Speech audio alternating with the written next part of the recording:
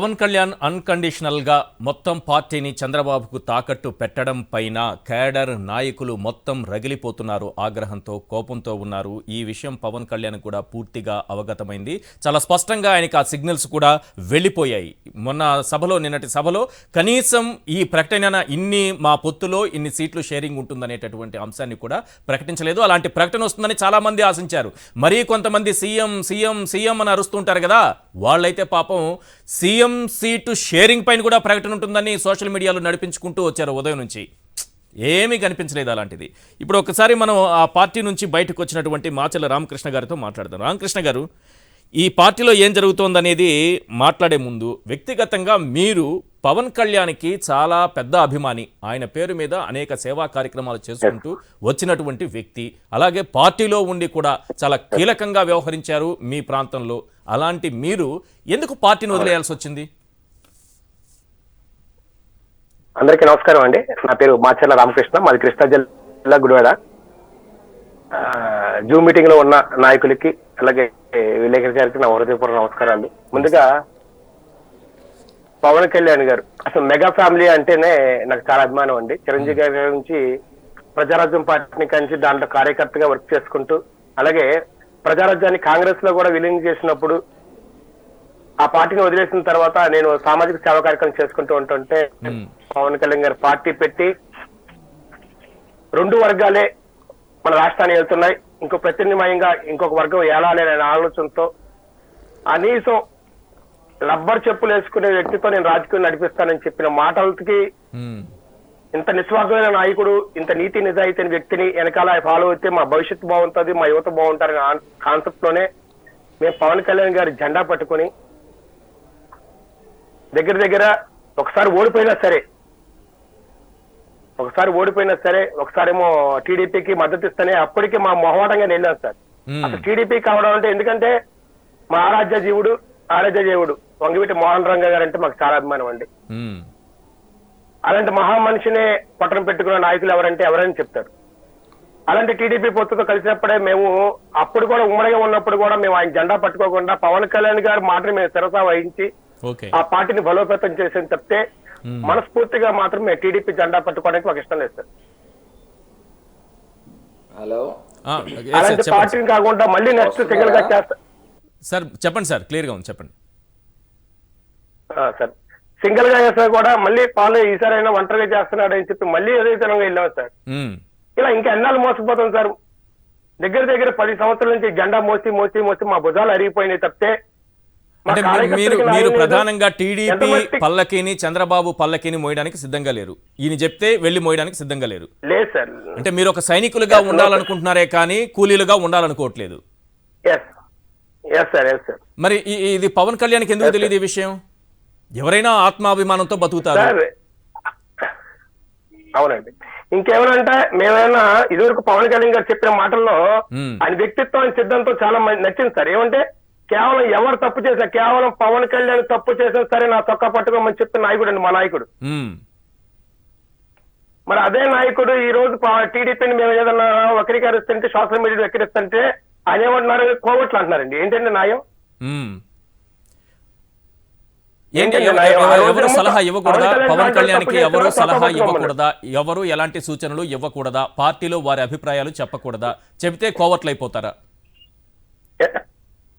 అది confirm sir, అది confirm. ప్రశ్నించే తత్వం అన్నారు కానీ ప్రశ్నించే తత్వం లేదండి అక్కడ. జనసేన పార్టీ ప్రశ్నించడం కోసం ఫస్ట్ పార్టీ ఏర్పాటు చేశారు. ఆ ప్రశ్నించే తత్వం ఎవరైనా చేశారంటే మా నోళ్ళు నొక్కేసి కేవలం కోవట్టు ఏదైనా ప్రశ్నిస్తామంటే కోవట్టు అండి. పార్టీ మీద తప్పు జరుగుతుందంటే కోవట్టు. అయినా సరే మేము తల వంచుకునే మా నాయకుడు ఎప్పటికైనా సరే మా యువత భవిష్యత్తు మారుతుందని దగ్గర 10 సంవత్సరాల నుంచి పార్టీ జెండా మోసాను సార్. ఎందుకంటే జగన్ గారి ప్రభుత్వం వచ్చినాక మనం మంచి చెప్పాలి, చెడు చెప్పాలి సార్.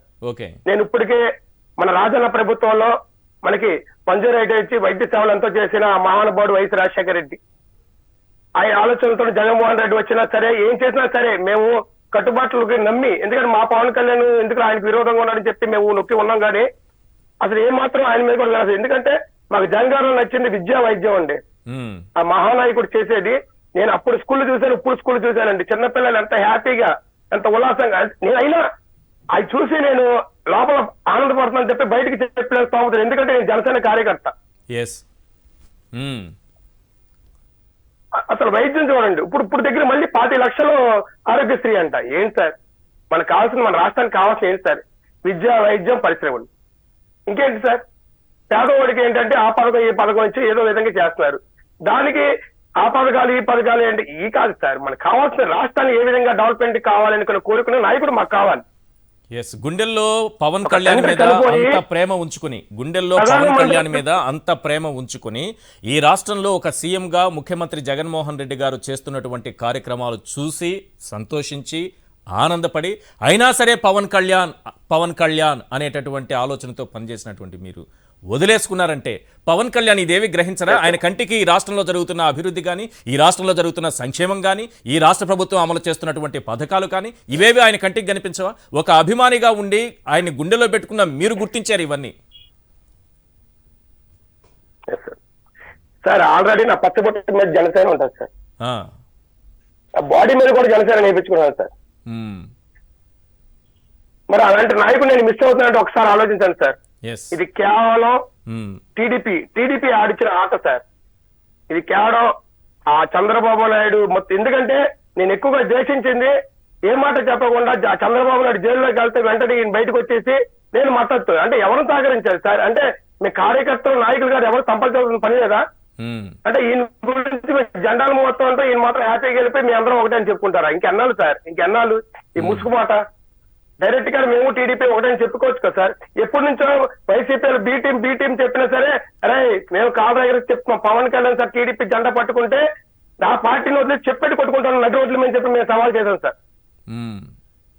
నడి రోడ్డు మేము సవాల్ చేస్తాం చెప్పేటి కొట్టుకుంటామని. అదే చెప్పి పెట్టుకుని ఇప్పుడు కొట్టుకుంటాం సార్. ఆ తెలుగుదేశం జెండా పవన్ కళ్యాణ్ పట్టుకున్నారు కాబట్టి నేను ఈ పార్టీలోంచి బయటకు వచ్చా. ఇదే గుడివాడ నియోజకవర్గంలో కొడాలి నాని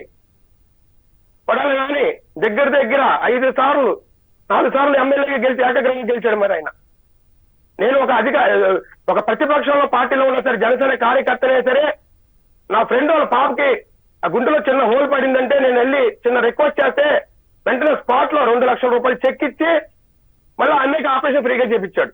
ఇప్పటికి మా ఫ్రెండ్ ఇంట్లో కొడాలని ఫోటో, జగన్ గారి ఫోటో ఉందండి.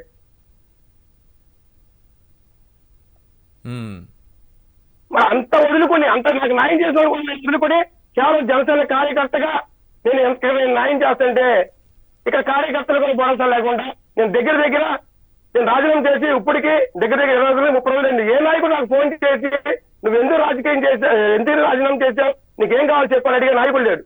నేను ఒకటే కోరుకున్నా, నాకు భరోసా ఇచ్చే నాయకుడు కావాలి, భరోసా ఇచ్చే నాయకుడు కావాలి. నేను ఇన్ని సామాజిక సేవ కార్యక్రమం చేస్తుంటే నాకు ప్రభుత్వ అధికారులు అవార్డు ఇచ్చారు, డాక్టరేట్ ఇచ్చారు, వివిధ రంగాల్లో నాకు అవార్డులు వచ్చినాయి. ఏ నాయకుడు అది గుర్తించల్లా. మరి నా ప్రతిపక్ష నాయకుడు కొడాలి నాని గారు నాకు ఫోన్ చేసి నాకు బెస్ట్ వచ్చి చెప్పి అలాగే నాకు పార్టీలో అవసరం, నువ్వు చేస్తున్న సామాజిక సేవకి నీకు నేను శుభాకాంక్షలు తెలుపుతున్నాడు. అలాంటి నాయకుడు గొప్ప, ఎక్కడ తెర మీద ఉన్న రోడ్డు మీద ఉన్న నాయకుడు గొప్ప, ఒకసారి ఆలోచించండి. ఇప్పుడు ఈ వ్యాఖ్యలతో చాలా మంది పార్టీ వదిలి వెళ్ళిపోతున్నారా? ఏం జరుగుతోంది అసలు పార్టీలో? ఇప్పుడు మీలాంటి వాళ్ళు చాలా మంది ఉన్నారా? ఒక్కొక్కరుగా చాలా మంది వస్తున్నారు, ఈ మధ్య కాలంలో బయటకు వస్తున్నారు. సార్ నేను ఒకటే మాట చెప్తున్నాను సార్, నేను డైరెక్ట్ గా ఇది మన జరిగిన వెంటనే వచ్చా. నాకు ఎంతో మంది దగ్గర 90% మా జిల్లాలో, కృష్ణా జిల్లాలో నాకు దగ్గర 60 నుంచి 90% వరకు నాకు ఫోన్ చేశారు. అన్నా నువ్వు బయటకు చెప్పుకున్నావు, మేము బయటకు చెప్పుకోలేకపోతున్నాం అని బాధపడే ఉన్నారు సార్. ఓకే.